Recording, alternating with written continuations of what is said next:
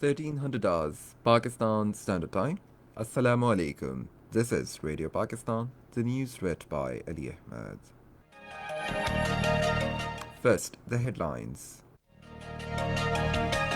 Information Minister says Pakistan's economy is reviving, showing positive indicators in various sectors. Senate was informed today that 17 federal and 14 provincial agencies are working to control the drug smuggling in the country. A Canadian member of the parliament has called for an end to the Indian atrocities in Indian illegally occupied Jammu and Kashmir. Chinese president says Beijing will never allow its sovereignty, security, and development interests to be undermined. And now the news in detail. Minister for Information and Broadcasting Senator Shibli Faraz says Pakistan's economy is reviving, showing positive indicators in various sectors. Addressing a news conference in Islamabad today, he said exports are on the rise, remittances are at record high level, and construction industry is fast flourishing. The minister said the record increase in remittances shows trust in the PTI government. He said the rulers who ruled the country for decades have been rejected by the people. He said their politics has ended and their next abode is in jail for plundering the national wealth. The Senate was informed today that there are no specified routes which are used for drug trafficking at Pakistan's border areas. Responding to a question during question hour in Islamabad today, Minister of State for Parliamentary Affairs Ali Muhammad Khan said terrain offers many opportunities to traffickers for adopting unfrequent routes. He said 17 federal and 14 provincial agencies are working to control the drug smuggling in the country.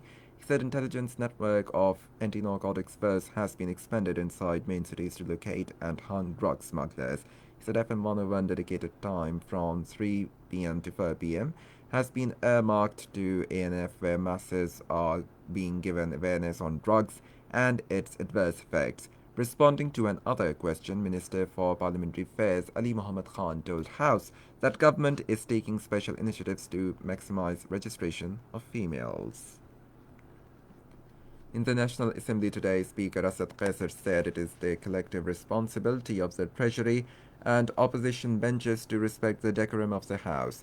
He made these remarks following the opposition parties staged a walk out from the House. The Speaker said he always gave equal opportunities to Treasury and opposition benches to express their views. He said the way House held threadbare discussion on the budget and other issues is part of the history. He, however, said we all should respect the sanctity of the House. Expressing his regret on the conduct of the opposition parties in National Assembly, Advisor on Parliamentary Affairs Babar Rawan said proceedings of the House can only be conducted as per rules and regulations and directions of the Chair. Later, the House was adjourned to meet again on Monday at 5 p.m. without taking up agenda of the day due to the lack of quorum. 736 more people tested COVID positive after the deaths of 27,050 over the last 24 hours. According to the latest statistics, the virus claimed lives of 13 more people during the last 24 hours. The figure of the patients recovered from the virus has reached 309,646. There are now 9,855 active cases in the country. Canadian Member of the Parliament Iqra Khalid, academics and peace activists have called for an end to the Indian atrocities in Indian illegally occupied Jammu and Kashmir and resolution of Kashmir issue as per the United Nations Security Council resolutions. They were addressing a webinar arranged by the Canadian Foreign Policy Institute and 25 civil society organizations on the subject of Canada's silence on India's colonization of Kashmir. Khalid, a member of House of Commons of Canada, expressed her deep concern for ongoing conditions of the Kashmiris, who continue to face curfews with limited access to food supplies and communication.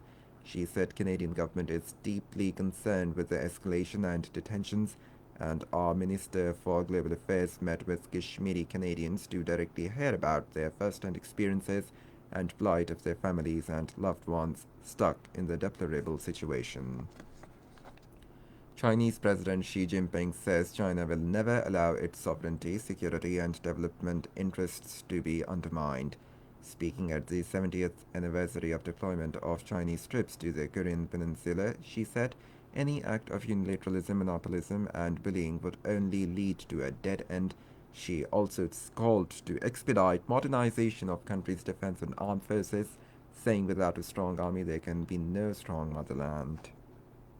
United States President Donald Trump has referred to India as one of the most polluted countries in the world. While responding to a question on climate change during the final presidential debate, he said, "Look at India, it's filthy, the air is filthy."